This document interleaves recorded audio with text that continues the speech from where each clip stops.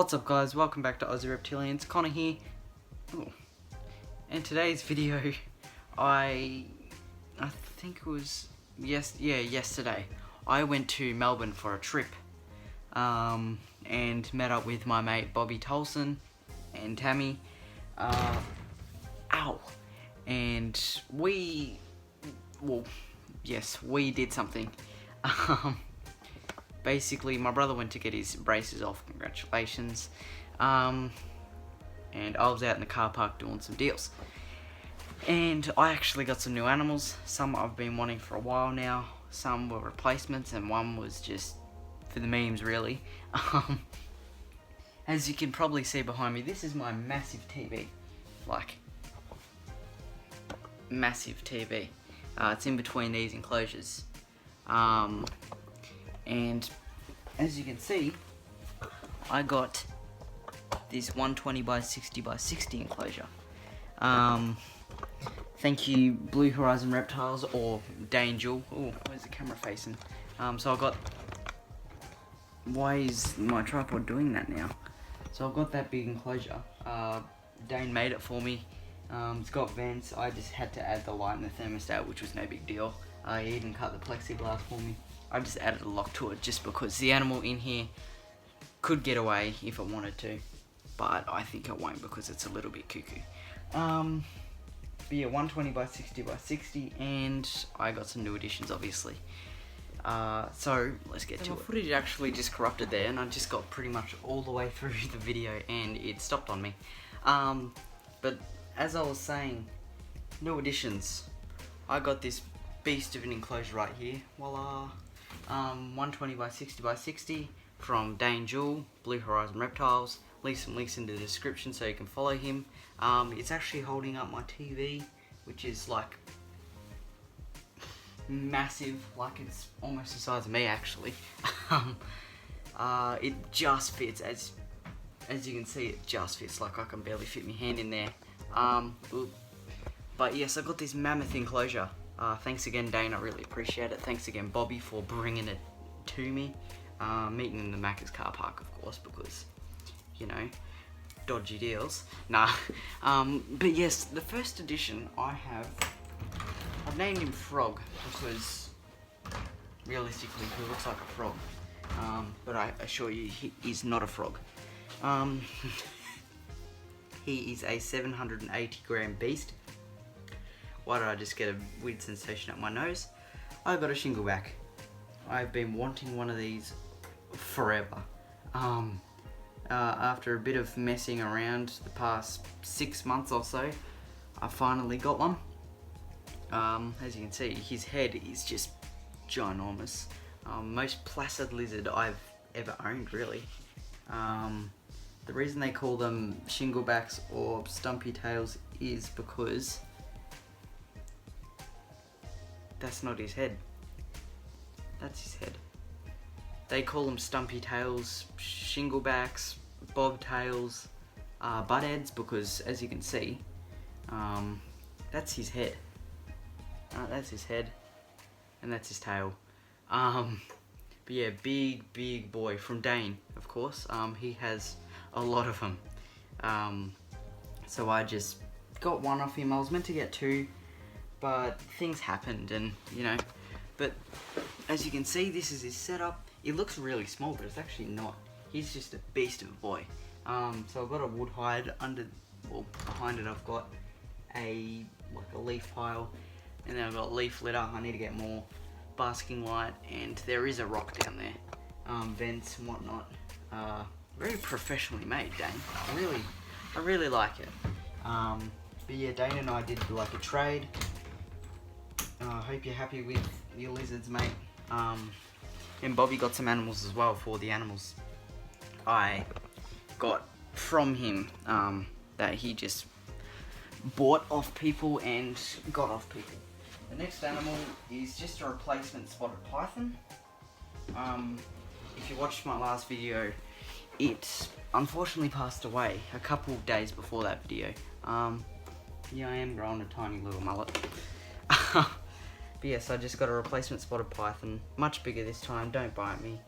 Much more tame actually. much more placid. So yeah, I went to Melbourne yesterday, picked up this fella, picked up the shingleback and the enclosure and some rock hides from Bobby. But yeah, this fella's like much larger than the last one. Probably around 45 centimeters or so. Very, very nice, calm snake, really. He's just in a tub in the Albs enclosure for now because that's the warmest enclosure and don't bite me. And I've just put him up the other end and it gets around 31, 32 in the tub. Because it's not on the basking light, it's beside it, but not maybe 10 centimeters, 20 centimeters away. I'm very bad with my calculations and whatnot. Nice holding shit. Next animal I got, that's Edna's enclosure. There is, well, that's the enclosure the spotter was supposed to be in, but he'll get out of that gap there, so I'm waiting until he's a little bit bigger. This enclosure here is obviously, as you can see, like a desert themed enclosure, so that's a clue of the animal. People will probably try and get up me for using sand as a substrate, but I tell you, sand for these animals is perfectly fine, and they do live on the sand, so don't be a Karen. So yeah, in this enclosure, I pretty much got something that I was so against, but now I quite like him. This right here, I'm turning into a beardy mum. I got myself a teeny tiny little bearded dragon. Just a gum tree.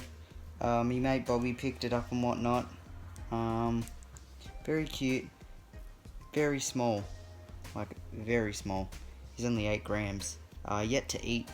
Of course, he's probably still a little bit stressed out. But, yeah, he's a trans het hypo bearded dragon. Leatherback bearded dragon. I'm semi-new to the beardies. Like, obviously I know what beardies are and whatnot, but they've always never been my thing. There is a mealworm crawling in your enclosure. That's good.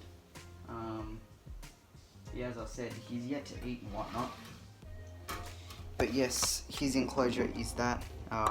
It's got a couple branches I've actually screwed into the enclosure under the basking light. So that's a 60 watt, gets 34, 35 degrees under that. He mostly spends his time over where you can see him right now. But yeah, I've screwed in a couple things under the basking light. He's more on the antler, the deer antler. He's got a hide, he's got a reptile one fern thing, he's got one of Bobby's water bowls, and a couple grassy things that I cut off my outdoor plants. And that's all I got, I think. I'm not even up to date with any of this anymore. But yeah, I got this massive enclosure for the TV. So it's pretty much just, oh, the tripod nearly fell then. So it's pretty much just a TV stand with an extra adjustment, I guess. But yeah, bearded dragon, shingleback, and another spotted python. Very happy with these new additions. Shingleback, oh, it's been a while. I've always wanted one, and now I've got one. So happy about that little fella, big fella. Bearded dragon, hopefully going to grow him up, and he's actually going to go into this enclosure with the shingleback. I'm going to add a couple branches tomorrow. I'm going to go out near the little tiny side part of the road, and it's got trees, and I'm just going to get more leaf litter and some more branches, and I'm going to screw some branches in. Probably make a better hide, like a black hide, more leaf litter, and just make it more naturalistic, because my end goal is really to have enclosures like this. But right now all these enclosures here have like this pine shavings. Like it works, but I'd like something more naturalistic, if you know what I mean. But yeah, now my room's getting definitely full. This is probably it for now, until stuff breeds, of course, because I have all my outdoor lizards. I have sterling imbrumation in my cupboard, actually. I've got my females down in this enclosure. I've got another female in there. Yet to get another, like, something down from Joe Ball for my Alb if he decides to breed.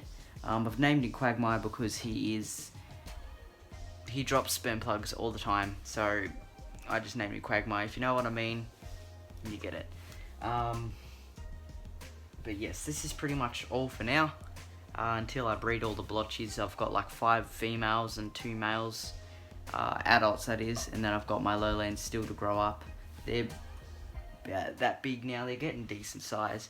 Getting some more lowlands probably. Flinders Island blotches, they're gonna go because they're not growing for me, so I've got some stuff teed up with them. I'm actually breeding mealworms now for this bearded dragon as well. I went to my local pet shop and spent around $30 for a 100-gram tub, and then Bobby actually bring down a 100-gram tub as well, and I only spent $12, so got hashtag ripped off. But here it is. There's probably about 1,000 or more in this tub. As you can see, a lot of mealworms. They're yet to pupate as well, so that means they go into a state where they're just not eating or anything. They crystallize into like a ball thing, and then they turn into bugs, and then they breed, obviously. So yeah, I'm breeding mealworms for the bearded dragon if it decides to eat mealworms. He's normally just been eating veggies, the previous owner said. Very, very tame though, like ridiculously tame for a tiny beardy. But yeah, I'd just like to say a massive thank you for Tam and Bobby for bringing these animals to me in the car park, and then thank you Dane for the shingleback in this mad enclosure, and Ross Howlett for the replacement snake, and the Gumtree buyer, well, the Gumtree seller for the bearded dragon. So yeah, thank you all, I really appreciate it. And that'll conclude this video. Make sure to like and subscribe, and stay tuned for the next one.